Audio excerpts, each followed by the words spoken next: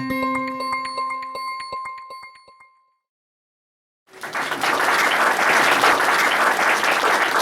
you, Lisa. Good evening, everyone. I really have to commend your group and your leaders for creating such an incredible organization. And I have now spoken to a couple of different groups. I give them tremendous credit to give so much hope to people who have had major difficulty handling a condition that is so complex, and trying to address them and give them information and pamphlets and direct them in the right direction to make them actually survive whatever they're going through and restart their lives again, which everyone who has Lyme knows very well about. So I always say, I commend you guys. You have done a great job. You have a beautiful place. You have done a good work on greeting people. You have got a good job to make people understand that Lyme is a very serious illness, and you're continuing to do so. So I think you need a lot of good commendations, especially Linda here, because she's the one who started this group. I have been involved in the Lyme treatments for about 10 years. And I got through it actually by the back door, if you want. I was a fibromyalgia and fatigue expert, and I was seeing thousands of people with those conditions, which I'm sure you're familiar with. And through my experience with fibromyalgia and chronic fatigue, I got to meet a lot of people who were referred to me for their fatigue and ended up having actually Lyme disease. And I started to look more and more into it, test more and more people to find out if that is true or not. And to my surprise, I found that a fairly decent percentage of my chronic fatigue patients actually were Lyme patients. I, at the beginning, did not have all the knowledge of how to treat Lyme the ILADS way. I was in the middle of the road. I didn't believe that the traditional way was right. I was trying to find better ways. And from there on, I got more and more into Lyme disease. I still see fibromyalgia fatigue patients, but a big percentage of my patients have been now Lyme patients too. So I'm learning as you are, day in and day out. Every day I learn new things from my patients, from the information, from all the books and statistics and all those pamphlets that you get and I get too. And I learn from personal experience. So I would like to share some of that with you, because Lyme disease, that I say here, is a complex illness. And I always tell people it's so complex that unfortunately a major part of the traditional mainstream physicians have no idea what it is. And that's the complexity of this disease. Now, some of what I'm going to tell you might be a little bit too technical. Some of them is going to be on the level and maybe even below your levels, because a lot of you have done tons of research on the internet, and I appreciate that. Believe me, I get tons of packages from my patients every visit, giving me all those printouts from their internet, trips, and they find so many different things about Lyme that they want me to know about. So I'm sure a lot of you are very knowledgeable in a lot of these things, but you're going to learn a lot of interesting phenomena about Lyme that maybe you did not think about a lot. It is now considered actually a world pandemic. Up till about maybe a few years back, it wasn't. Now it is a worldwide pandemic. It is existing in almost every continent, and it's growing. Europe is even worse than us. Their percentage of Lyme is even higher than us, and they came into Lyme after us, which is quite interesting. One of the major changes in the attitude of the CDC was impressive. Just about 18 months ago, CDC has been preaching for the past 40 years that we have between 20 and 30,000 cases of Lyme a year in the United States. That has been the number despite a lot of complaints about people that are Lyme literate and patients, people who are in ILADS, and I'm a member of ILADS myself, that this number is far from the truth, and something has to be done about it. And we were thinking about probably like 500,000 cases a year are in the United States for the time being, if not even more than that. Well, they surprised us nicely at the meeting in Boston about 2 years ago. One of the representatives of the CDC came up to say that they might have miscalculated a little bit their numbers. they're gonna probably revise it a little bit, and they brought it up to 300,000 cases. And I said a little bit, that's tenfold of what they were talking about. And we still think it's low, but at least they now realize that they're not diagnosing it correctly and they're not treating it correctly. And I think that is probably one of the major changes that's gonna trigger an improvement in approach to Lyme. Because for the first time, the government organizations are thinking we are missing something. There are now over 100 Borrelia species in the United States alone, meaning we have 100 different types of the bacteria that creates Lyme. In the world, we think it's now above 300 species. There is a major rising incidence of new Borrelia strains in the past, actually, 10 years. It's amazing.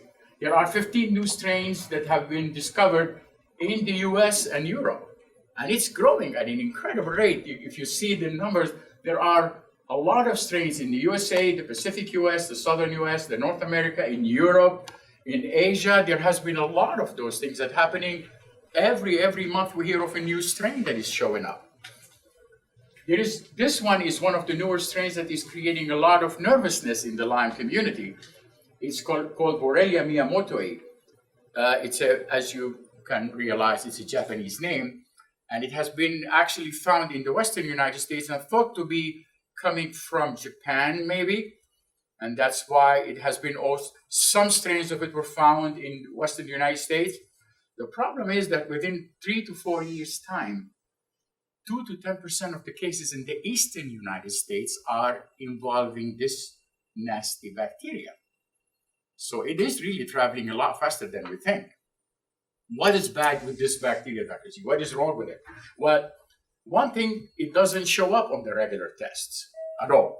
It doesn't have a test yet to be recognized. That's one thing. Two, there is no treatment for it either.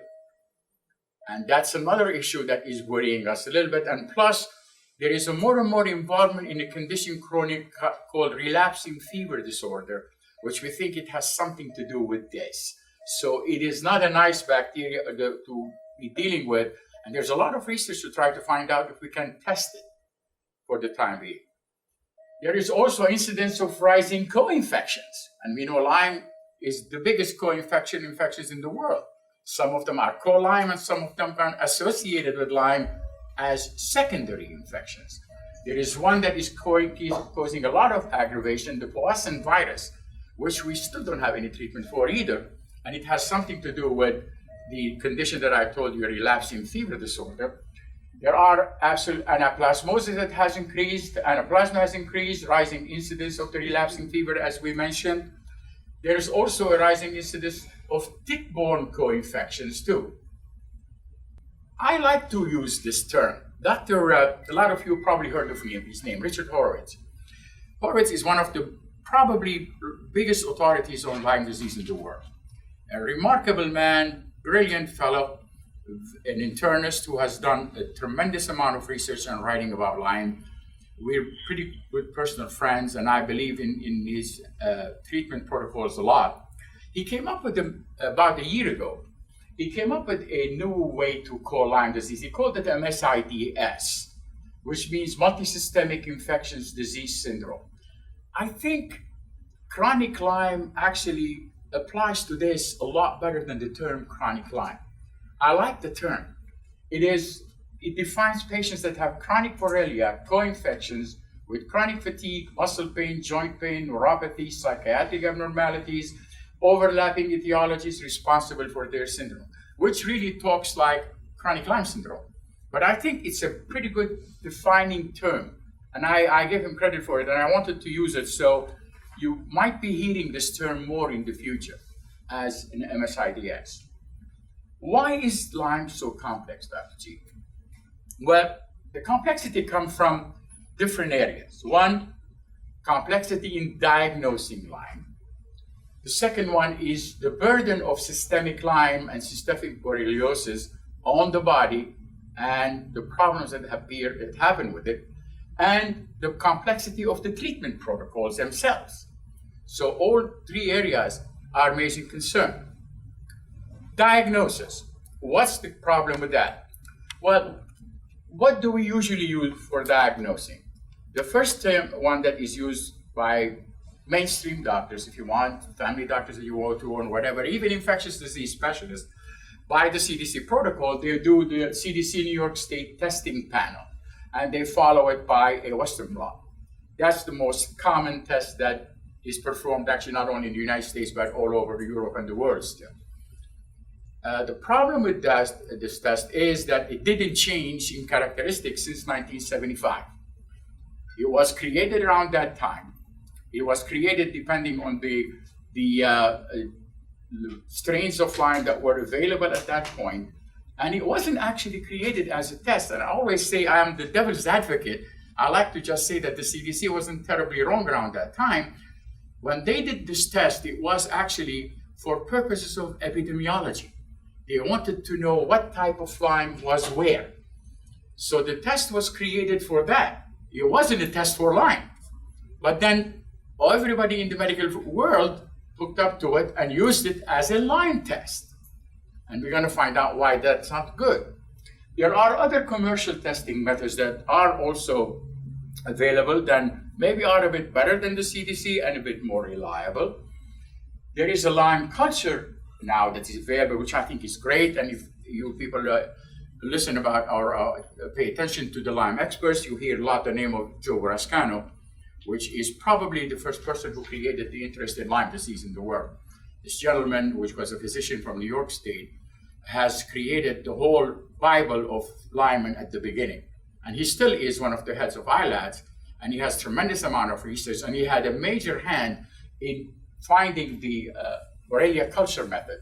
And I was probably one of the first doctors that joined him in testing it on our patients to find out if it works or not. A very interesting test that means a lot. Lyme borreliosis biomarkers is by far one of the most important tests that is completely missed by traditional doctors and mainstream physicians. I really think that the most important method to identify if the person has had ever Lyme or not, and to follow up the progress of the treatment, is through these tests. The natural killer cell function, the CD57, CD8 count, the C4 little a complements, the C6 peptide, and urine antibodies. These are extremely valuable markers for Lyme disease. And I use them constantly as a first stage diagnosis and as follow-up for treatments. What is the problem with these tests? Well, the first thing is poor reliability, meaning none of these tests is really infallible. None of these tests is perfect. Some of them have actually, the CDC protocol is between 50 and 60% negative. Some say actually up to 85% negative. So really you cannot count on a test that the specificity is less than 15%. Although that's the test that everybody else tests for and uses. Why is the test so wrong? Because of the way that the test was designed. Why? What was the problem with it? Well, the CDC protocol tests for 10 different strains of Lyme that were antibodies of Lyme that have been known since 1975. The test says for it to be called positive, you need to have 5 of the 10 positive into the IgGs, in the immune globulins. 5 of the 10. Well, 85% of Lyme patients, if not higher, do not have 5 of the 10. The interesting part of that is some of these antibodies are so specific for Lyme that even one antibody alone makes it positive. But the lab will not call it so. The lab is going to call it negative. And your doctor, if you're going to a Lyme doctor or a doctor who is not Lyme literate, would say, hey, the test is negative, you don't have Lyme. I hear that day in and day out. Some people will say, I did it 5 times, 10 times, 15 times. It was all negative, Dr. G. One of them actually came positive. And my doctor said, this is a false positive. I said, well, there is no false positive Lyme test, by the way, because they are all by immunofluorescence. And there is no false positive. There's false negative, but there is no false positive. So they bring me the test usually from the doctor and says, see, he did it, he called it negative, and I'm negative. I don't have Lyme. I said, well, you have 3 different Lyme-specific antibodies there. There are positive.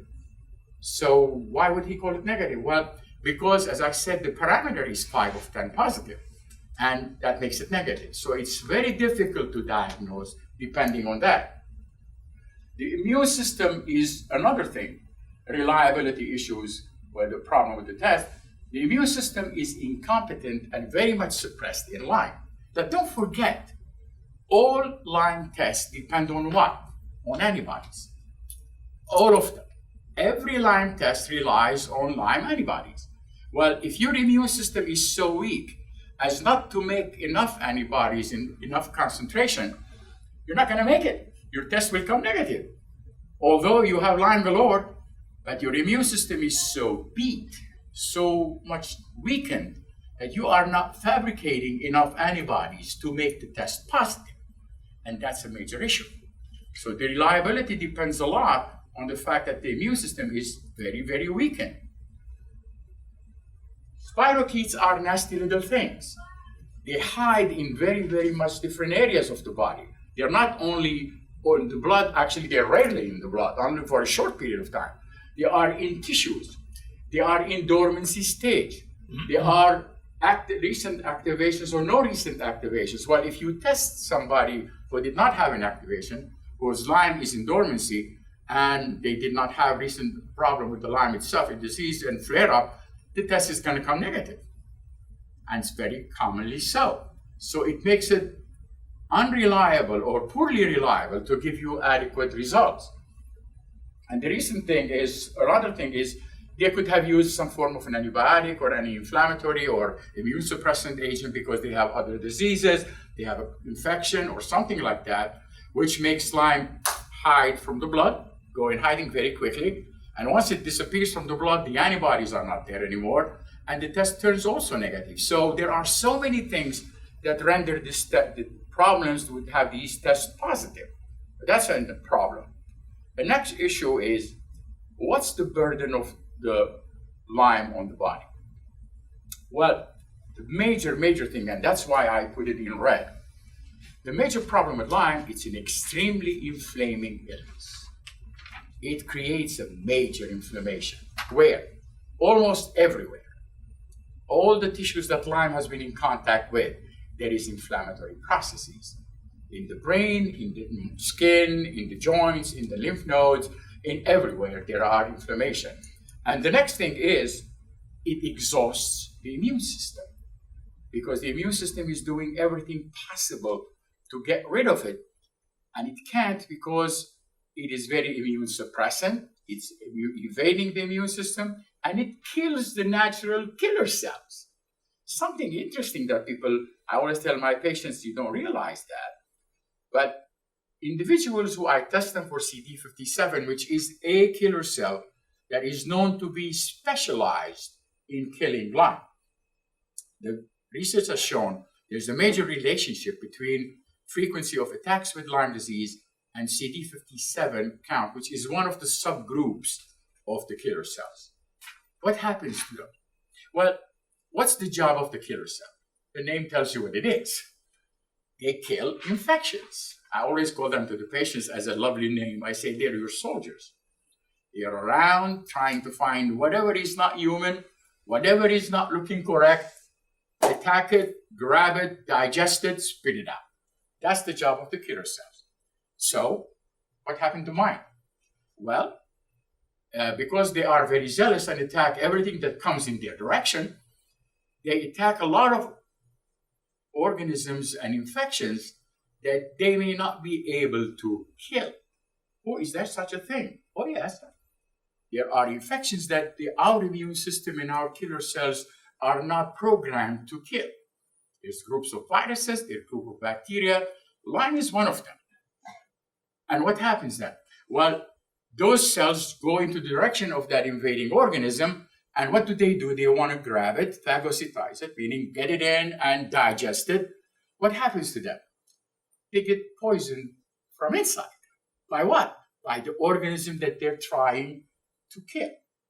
So what happens to that killer cell? It gets destroyed, dies. There is no, some of them keep inside them so they lose their killing function, but Lyme does something worse because it has so many neurotoxins and so much toxins in it, it literally kills the cell completely, neutralizes it. What happens is, gradually, as the person is having more and more Lyme attacks, their killer cells are starting to deplete with time. I have seen patients in my practice after dealing with Lyme for over 4, 5, 10 years with no CD57, none, zero. That is how much it could be intensive. These individuals, the minute I see them and I look at their CD57 and they're all zero, I really need to say these people had Lyme at least a couple of years, because you cannot get rid of all your killer cells, which are by the millions, just overnight. So something has been around for a long time killing them. And actually the good thing about it is, I use that indicator as I'm treating Lyme to see how much are we gaining back. And in 80% of the cases, when you treat them adequately, these numbers start to slowly rise. And the word is slowly. It may take years for them to start to show up and become actually detectable. I have seen maybe 20 to 25% that have almost reached a normal level only. Most of them stay in what I call an area where it is in between the normal and a little bit less than normal. And I call those areas the suppressed count, and it is coming to normal, but if they have any attack, their numbers come down again. So it's a good biomarker of Lyme. It tells you how much the immune system is exhausted from trying to fight against Lyme. The other major issue is Lyme, because it is so inflamed, it is extremely oxidative stressing the cells. Oxidative stress, by the way, is what makes us age. Human beings, when they have too much oxidative stress, they become older. Reason? All the cells become so weakened by the oxidative stress, and if they are unable to clear the oxidation fast enough, their skin wrinkles, their hair falls, their joints become weaker, their muscles get atrophied, and a lot of them could actually die from it. Actually, the death phenomenon in humans is a common oxidative stress on all the body. That's when we cannot fight it anymore and we succumb to it. So oxidative stress is not a fun thing to happen, and there are so many elements that add to it. A lot of environmental toxins, food toxins, drink toxins, all of those things that are impacting us and adding to the oxidative stress, which makes this condition even worse. So what's the burden of that? Well, the burden on the central nervous system is there is a lot of compartmental damage in the nerve system, the brain, and there is major phenomenon of something called demyelination. The demyelination is the nerve roots of the body that come from the brain losing their protective sheet. That's very similar to a condition that all of you probably recognize well, MS. MS and ALS are demyelinating diseases, where the nerves lose actually the potential for generating energy, and they lost the function. Because of it, you develop paralysis, loss of senses, and all that, and whatever which is coming from it. One of the major characteristics of Lyme is it demyelinates the central nervous system. That's why I have dozens and dozens of patients who their MRI suggests that they have MS, but they don't. They called it MS even on the report. But what they have is really chronic Lyme disease.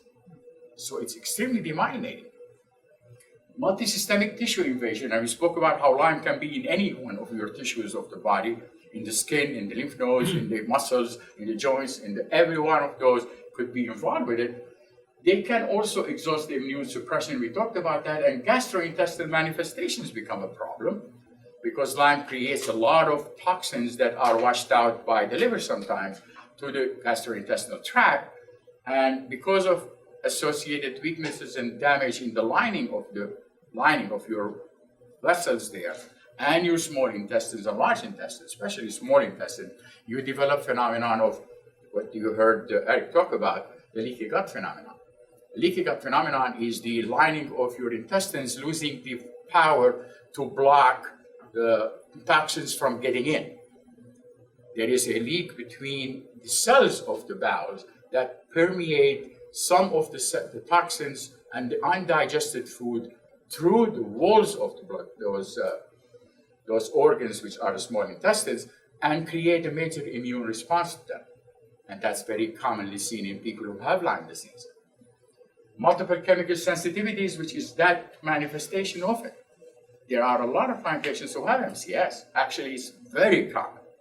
These are the people who come in and say, I am sensitive to every food I eat. I'm sensitive to everything I drink. Light drives me crazy. Noise makes me very, very ill.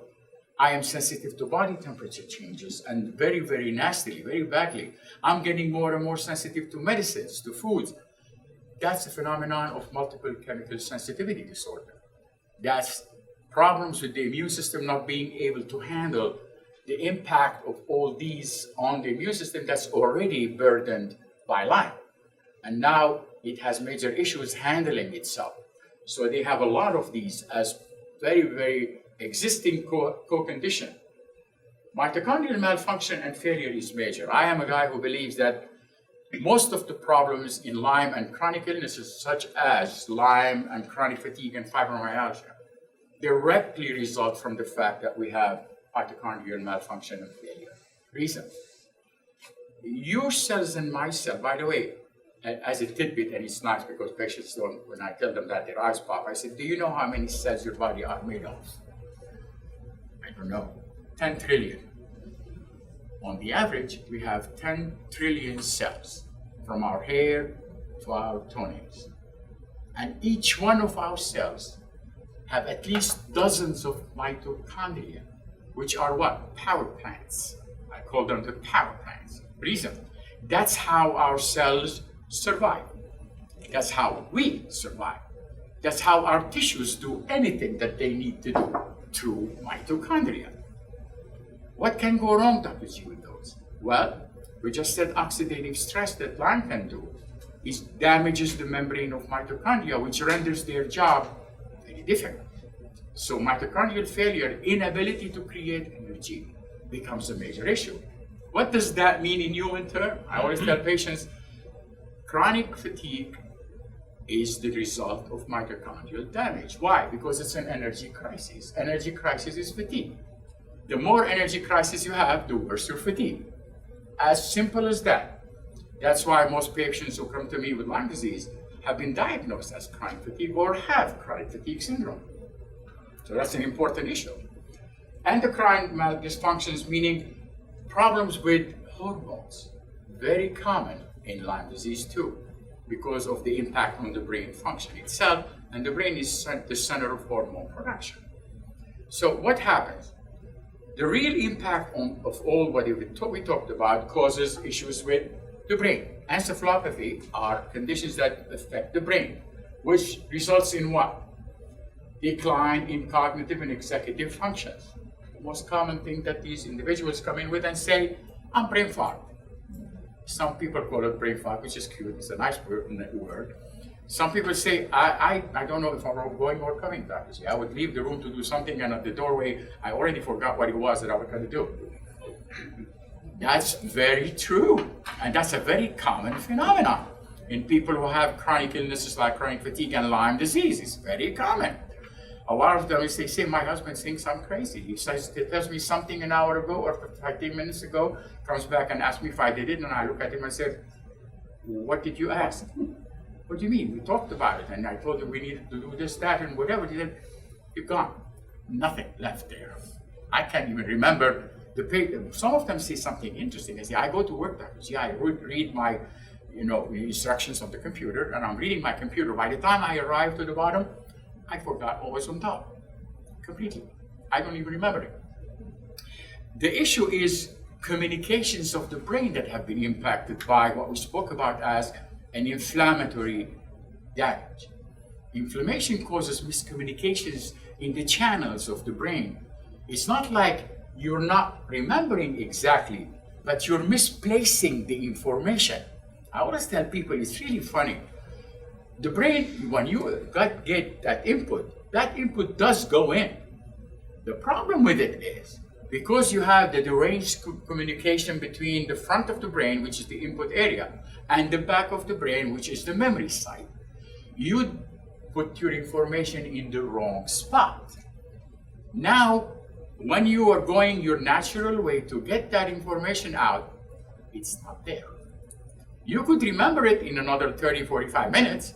You could say, I knew that. Why didn't I remember it when I wanted to? Because that information became now existing in your brain, it becomes organized, it becomes recognized information, and you can see it. But initially, it was not. So you could not get that fresh information out. So that's one of the major reasons why we have problems with that. Major problem, sleep disturbance. If you have Lyme disease, you know that. A major problem is sleep dysregulations. Reason? Well, you disrupt the circadian rhythm, which is what? 24-hour biological clock. That's our circadian rhythm. And it depends on what? On the function of the hypothalamus, which is the center of our brain. That's what controls that.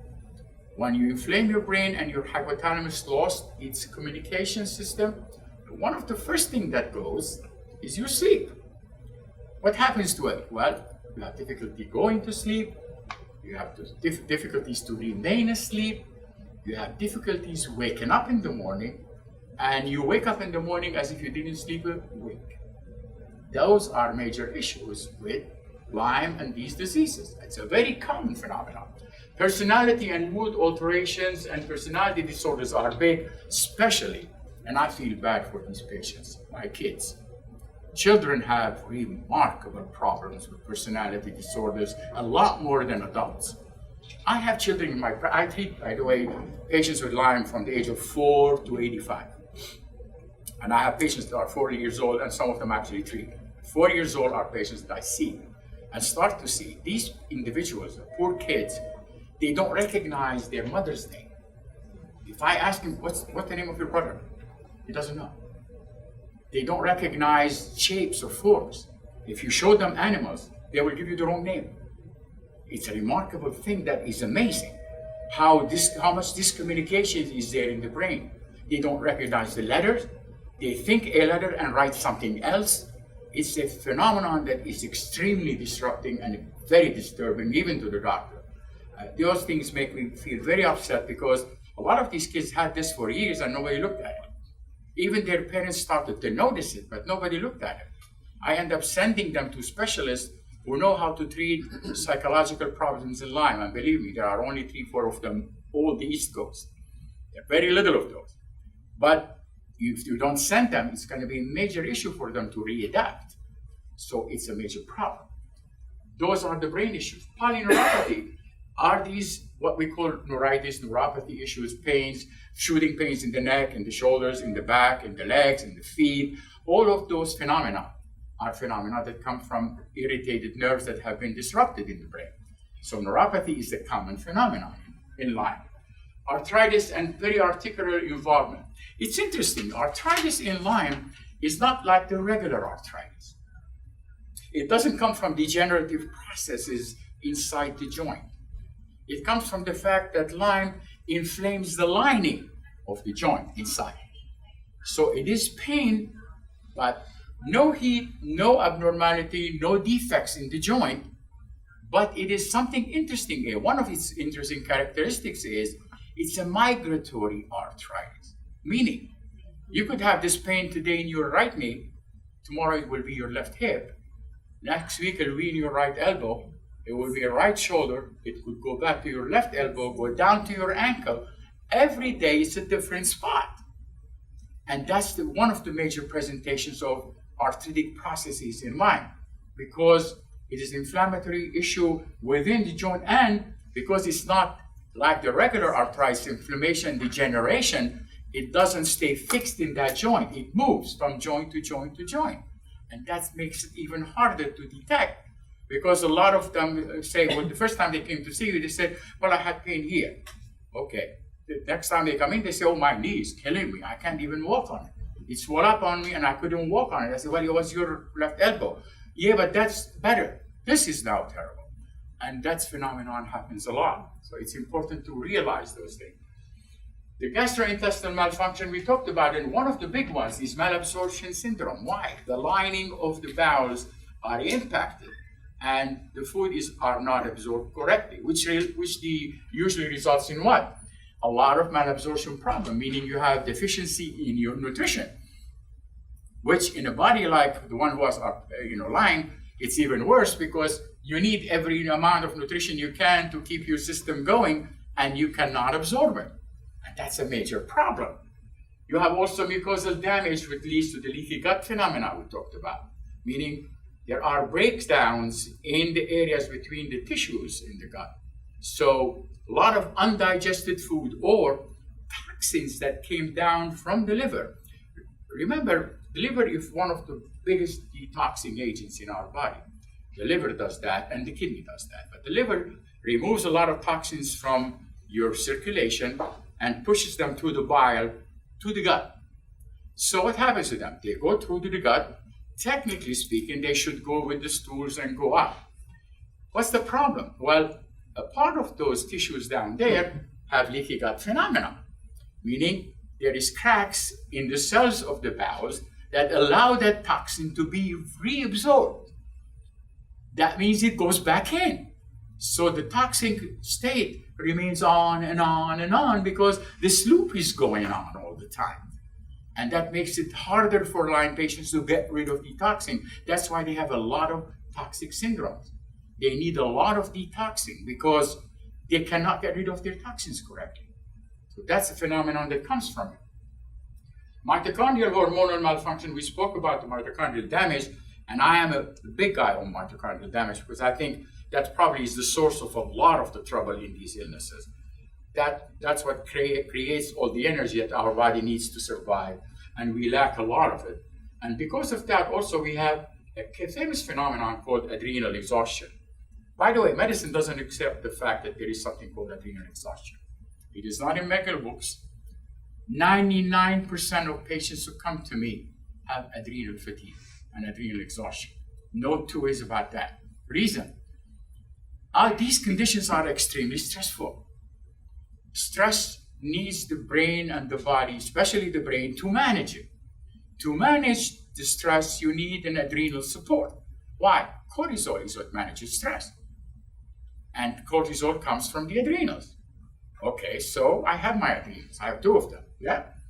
So what happened to my cortisol? What happened to my adrenals? Well, as you are, and we are more and more stressed through the years, I have a big theory on that. I always say stress is cumulative. Stress is starting from the day we're born and goes on till the day we die, all the time. Now, some are more stressed than others and have other problems earlier. Some of them have a quieter life and they might not have as much stress, but every one of us has stress. Everything is okay if your brain can handle it. So you can handle stress and it's fine. The problem starts when your brain is faced with a major problem, physical or emotional for that matter. It could be a fall, an injury, a car accident, could be surgery, could be pregnancy, it could be the loss of your father, of your loved one, it could be loss of your job or your house, any one of those. It puts a tremendous amount of stress on the brain. While your brain that has been losing a lot of impact through the years, meaning is coping with it, but now it's starting to lose its coping mechanism, suddenly crashes. That's when symptoms start to appear. And a lot of my patients tell me, well, I know when it started, Babaji. I had this major fight with somebody who beat me up and all that, and I got injured very badly. 2 months after that, everything went back down the drain. I said, well, yeah, that was maybe the straw that broke the camel's back, but that's not when it really started. It started way before that, years before that. But that's when it broke down. Lyme is one of these illnesses that causes that major breakdown because it suddenly takes so much away from our energy and our immune system. And that's major. So these abnormalities create havoc on us. So is there any standard of treatment for this, Dr. Z? Now we're talking about 6 million things that's wrong with me. Are there any standards of therapy or standard things that are known to work? Well, unfortunately, there are two standards for therapy in Lyme disease. One of them is the IDSA, the Infectious Disease Society of America. And that's the infectious disease people, the CDC people, the non-Lyme literate people's way to handle the infection. In their wisdom and their way, in their protocols, they call on treating Lyme as an acute illness, and they treat it with a 3 to 4 weeks course of an antibiotic. And 99% of the time, that antibiotic is doxycycline, and I'm sure all of you remember that. And after that month, they say, you're cured, you're done, everything's finished. You don't have Lyme anymore. And to prove it, sometimes they do something interesting. They repeat the Lyme test. And you know what? It is better, it's normal. And they will tell you, see, you don't have Lyme anymore. I cured you. I say, there is an interesting thing about that. One, Lyme doesn't ever get cured with 4 weeks of antibiotics. That's one. Two, although doxycycline is one of the most used antibiotics in the world to treat Lyme, it's one of the weakest one for Lyme. Three, the dose that we usually use for doxycycline, which the doctors usually use, which is 100 milligrams twice a day, is not enough to kill Lyme. If you want to take doxycycline and make it work, you should take anywhere between 300 or 400 milligrams twice. That will kill your bowels and your stomach, and you will be sick for days. That's why you're not going to like it. But that's the only dose that works.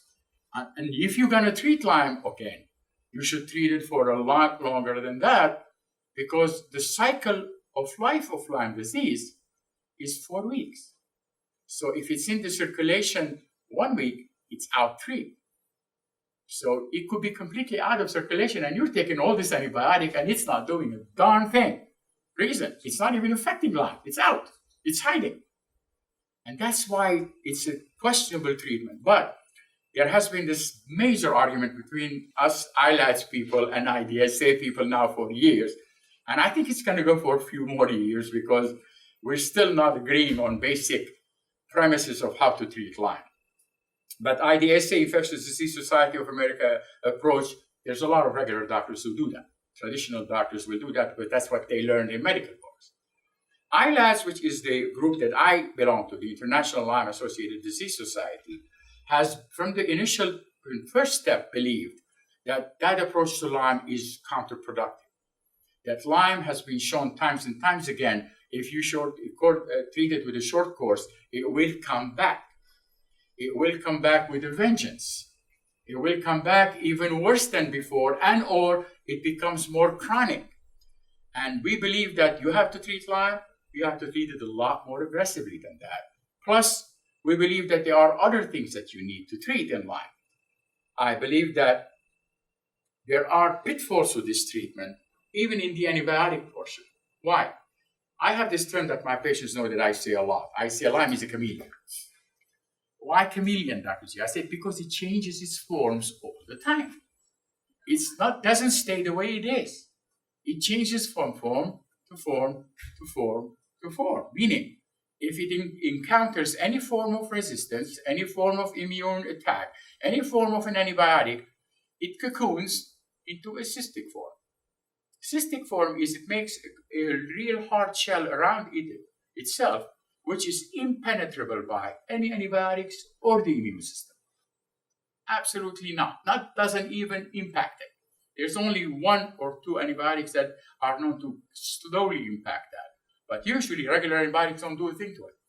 And what does it do when it becomes like that? Because the size becomes so small, it crosses the brain barrier and goes to the furthest away spot from circulation, the middle of the brain, and stays there. And it waits for you to stop your antibiotic, and then comes out again and does the same trick. Let's go, that immune evasive system. The original form of Lyme is the spiral form. That's spirochetes when we talk about, that's a spiral form. It's like a thread that is like a spirochete. That's how Lyme usually is as a real bacteria. Well, we call it also cellular form because it has a cell wall and all that and everything is fine. But then we said it can turn into a cystic form, meaning it cocoons into a cyst and becomes impenetrable. If it comes out again and you're trying to attack it, it granulates. It becomes a granular form that spreads so many different places, and your immune system cannot attack it either because it's not penetrable. If it wants to change even more, it goes and becomes an L form. L forms are really interesting. I always say Lyme disrobes. What do you mean disrobes? It takes off its clothes. How? Well, it takes off its membrane. What do you mean?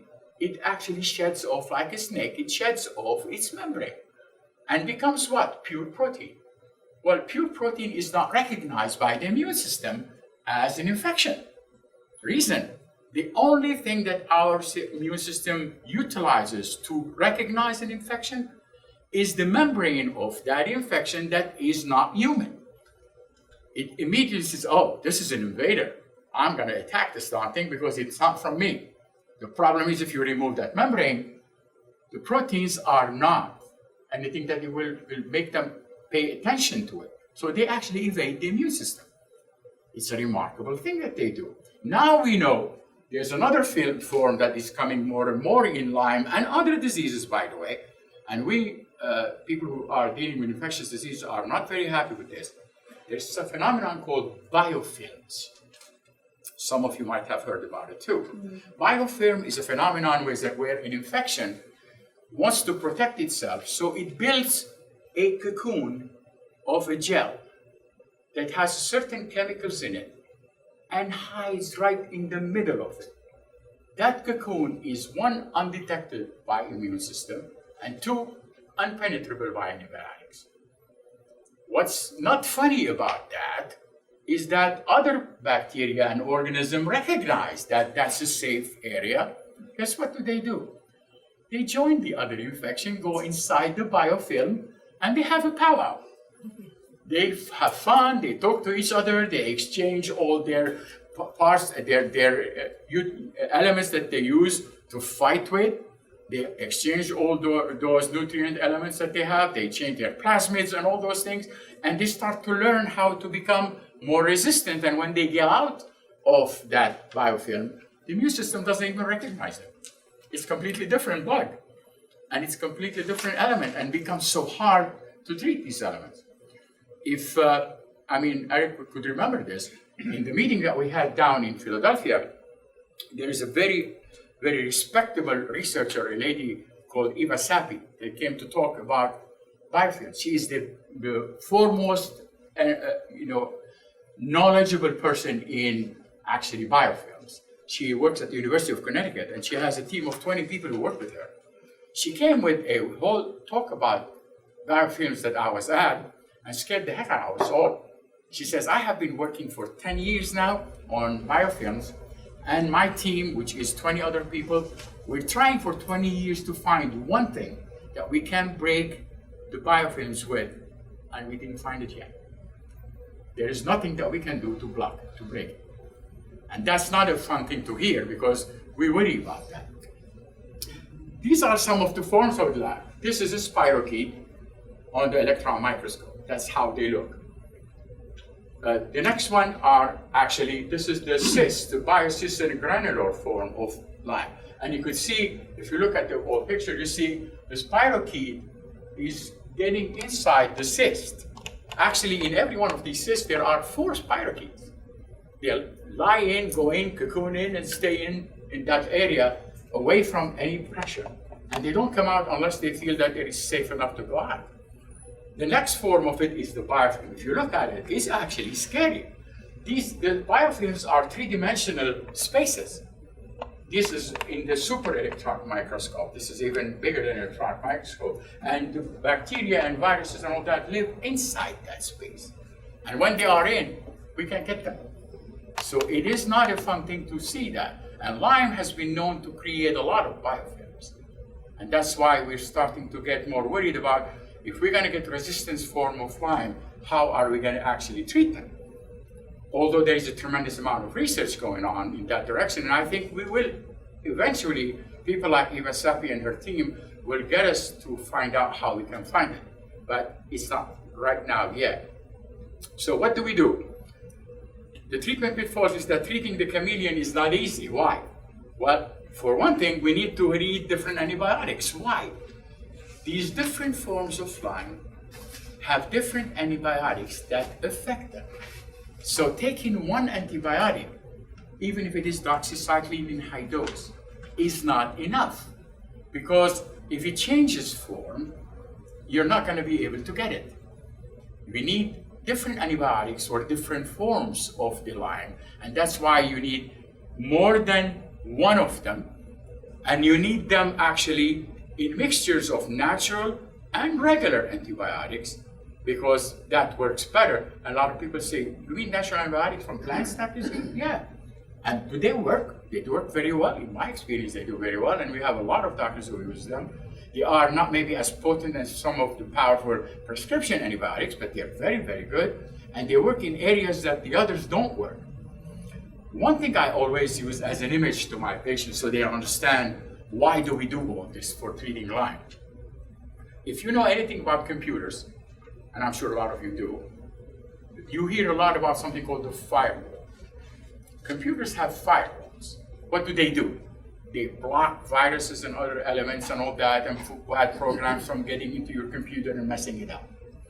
I tell patients, treatment of Lyme is something like a firewall.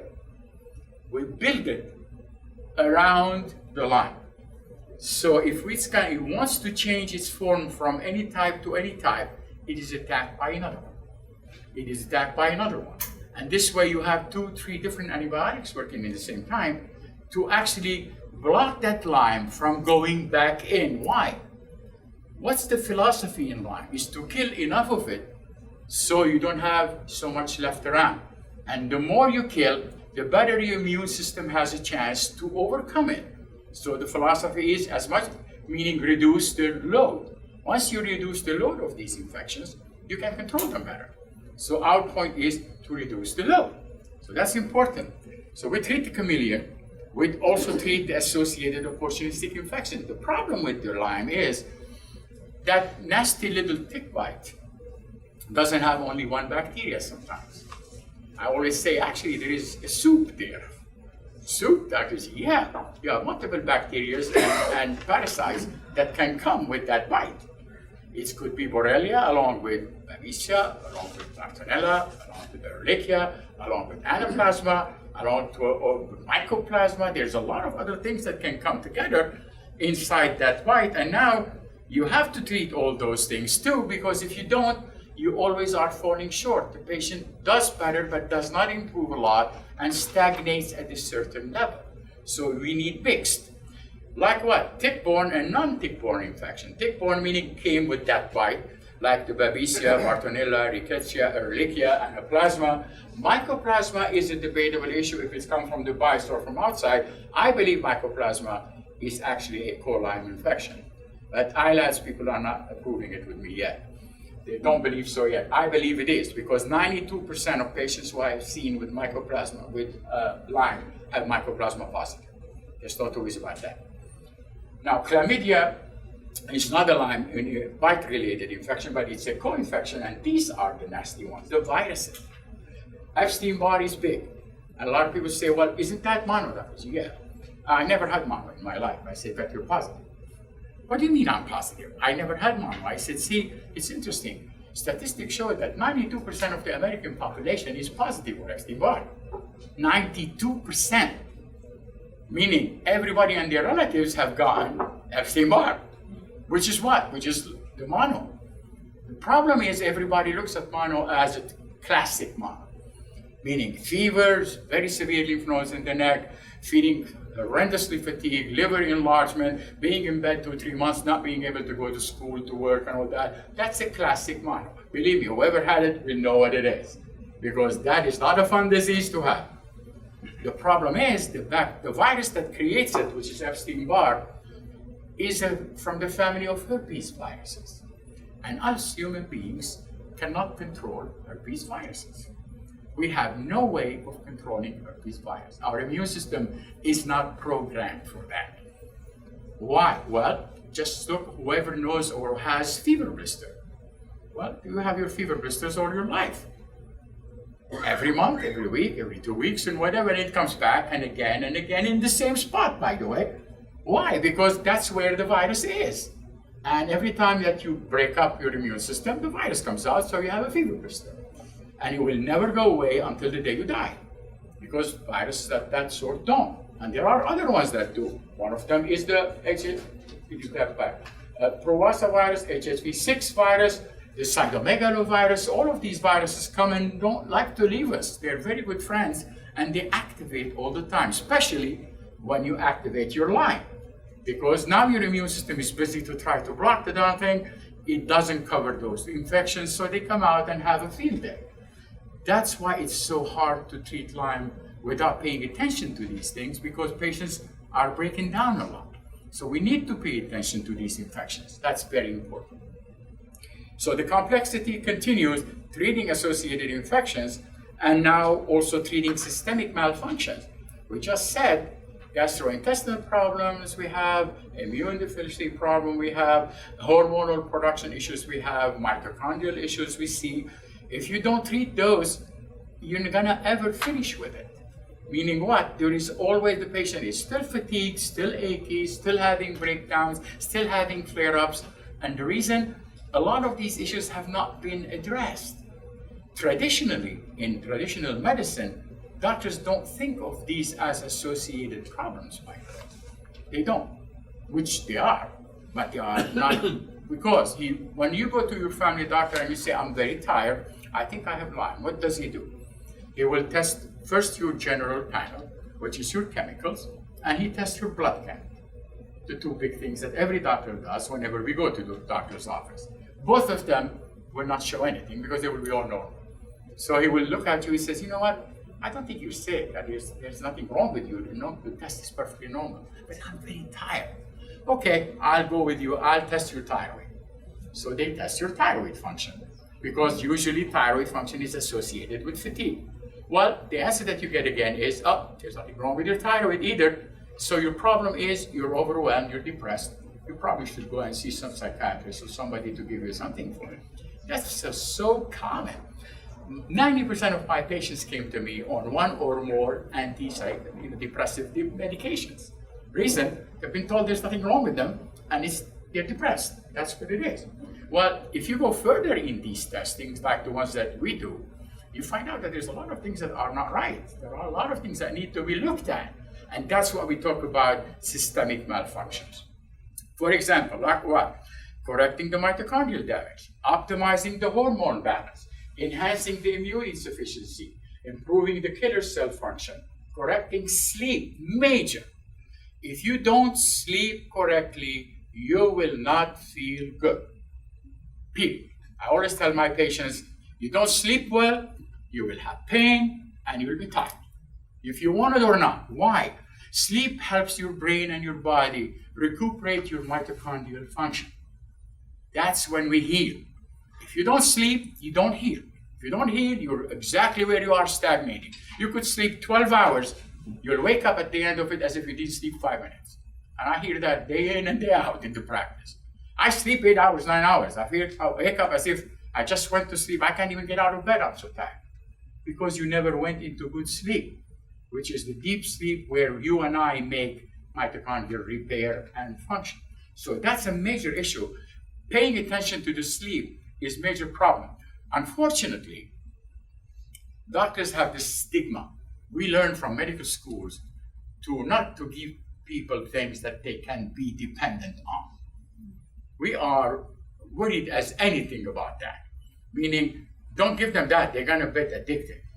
And I have my patients, when I give them something for sleep, their doctor will call me, they say, you're gonna make them addicted. I said, for what?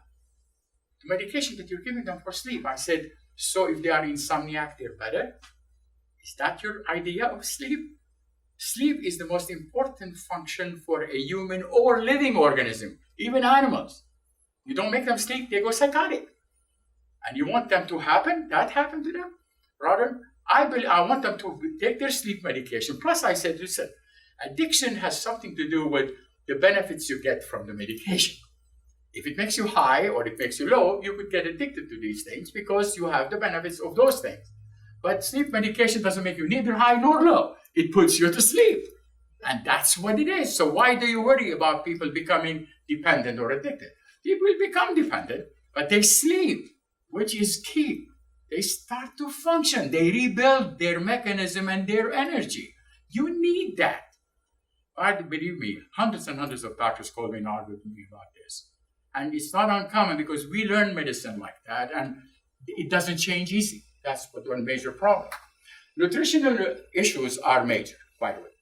Before that, a lot of people talk about nutrition, and I have this question a lot: what is nutritional? Actually, nutritional is not a question of eating healthy or not. It's not only that. When we talk about nutrition, we're talking about micro elements, mini elements, elements of special metals, micro elements, all of these things that are not getting absorbed correctly because that leaky gut phenomenon and all. And we're having multiple nutritional deficiencies because of it. And that leads usually to a malfunction in the cell, which ends up having issues with fatigue and other issues. So nutrition is not only eating healthy, it's putting the additional nutrients, nutraceuticals, that improve that too, and which is a whole science by itself. But it's important. A lot of people say, but I eat healthy, Dr. G. I said, eating healthy is not enough. You need to have all the nutrients you need to help you develop and utilize your body and the structures of your body correctly. That's important. Something that just popped through, and you have heard it all about it just a little while ago, just recently, a new phenomenon or new treatment modality called LDI, low dose immunotherapy. It's a new concept that was actually developed by Ty. Ty Vincent is a wonderful young man, very aggressive young physician who has a lot of Lyme. He dealt with LDA a lot, which is low dose antigen therapy. And he would work with Jewish Radio with that for many years. He had come up with an idea, and we had discussed it a few times in the past, saying, it sounds like Lyme might be two completely different illnesses. Lyme is an infectious disease, yes, and everybody treats it as such, especially the non-Lyme literate doctors. That's an infection, you give it to anybody, it's gone. That's the concept. What came up usually is that Lyme in an acute phase might be that. But in a second, if it is not in an acute phase, in chronic phase, it starts to become an autoimmune process. And all the symptoms of chronic Lyme are autoimmune. Like what? The brain dysfunction, the neuropathies, the demyelination of the brain, the arthritic processes, all those things that happen with Lyme are autoimmune processes. Meaning what? It's like developing an autoimmune condition. What is autoimmune, Dr. G? Lupus, rheumatoid arthritis, Sjogren's syndrome, scleroderma, all the psoriasis, all the arthritis, all these different things are autoimmune conditions. Which means what? Which means your body is reacting to your own proteins and now doesn't like them and creates a problem. Why does that happen? It happens because chronic Lyme starts to infiltrate and irritate the T-functioning cells. And because of that, there's a miscommunication between the cells that help the immunity and the cells that don't. And that creates an autoimmune process gradually. The thought was, in mind of people that thought about that, well, if it is an autoimmune system, can we treat it as such and try to diminish the problem? Like what? Ty had a great idea. He said, well, okay, Lyme is an autoimmune illness and the Lyme particles are causing that autoimmunity. If we create a serum that comes from Lyme and co-Lyme infections, can we maybe improve the symptoms? Very good question at that point. It was a good point. And about 2 years ago, he made his own serum.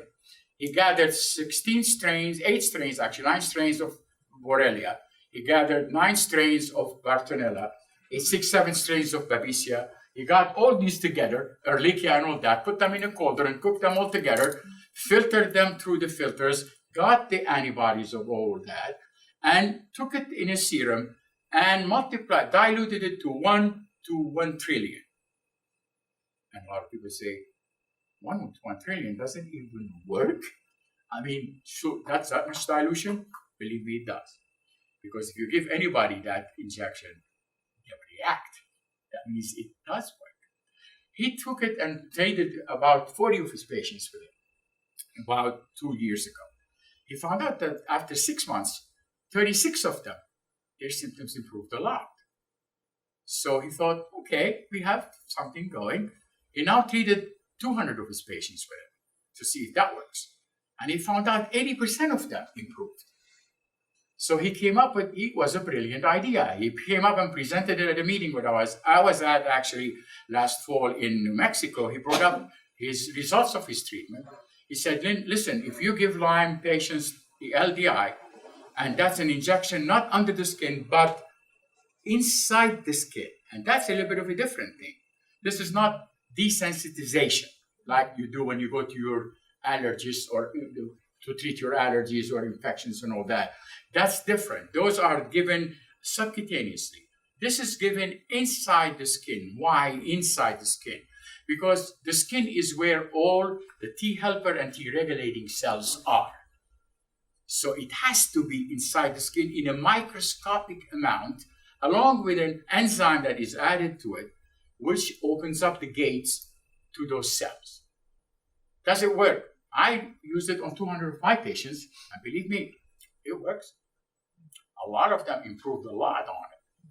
Some of them remarkably. I have children who start to recognize their parents and start to go to school and understand. One of them called me like crazy after 2-3 weeks of giving her son the injection. She said, would you believe it? My son came from school and he told me what the teacher said. I have not heard that since he was 3 years old. So they can improve remarkably well with that. And it's gaining momentum. LDI is gaining momentum, and I think it's one of the good things. Ty has recently changed a little bit the way he gives it. He usually gives it every 8 weeks because the theory was that every 8 weeks we change the population of T helper cells that we have, and they have a lifespan of about 7 to 8 weeks. And if you give it every 8 weeks, you teach the next generation of the T modulating cells how to adapt to it and tolerate it. The question is tolerating it, meaning learning not to overreact. And doing so, you drop the symptoms of Lyme. Now, $6 million question comes up, which everybody asks me actually. The patients say, are we treating Lyme though? No, you're not treating Lyme. You're treating the immune response of Lyme. You still have to treat Lyme as an infection, because if you don't, and if you don't keep up with that, it's still gonna hit you and cause all the problems that it hits. But symptoms that are coming from the autoimmune reaction of Lyme will improve dramatically. So a lot of the things that the brain fog and this and that and problems with sleep and problems with autoimmunity and even having inflammatory changes in the brain, all of these can improve with LDI. So it's a remarkable good way, a new way to treat Lyme. It's an adjunct. It's not a replacement. It's an adjunct. And I'm using it for the past year or more, well, since December of last year. And we have almost 200 plus patients now who are on it. And the response is very, very encouraging.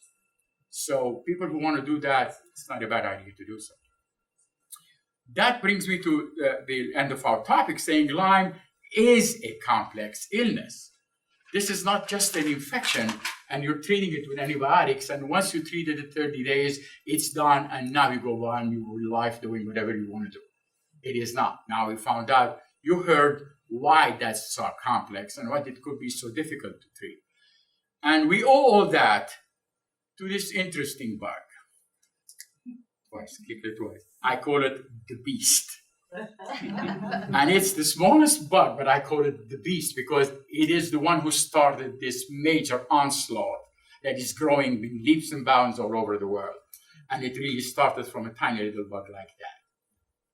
Thank you so much for being here, and thank you for allowing me to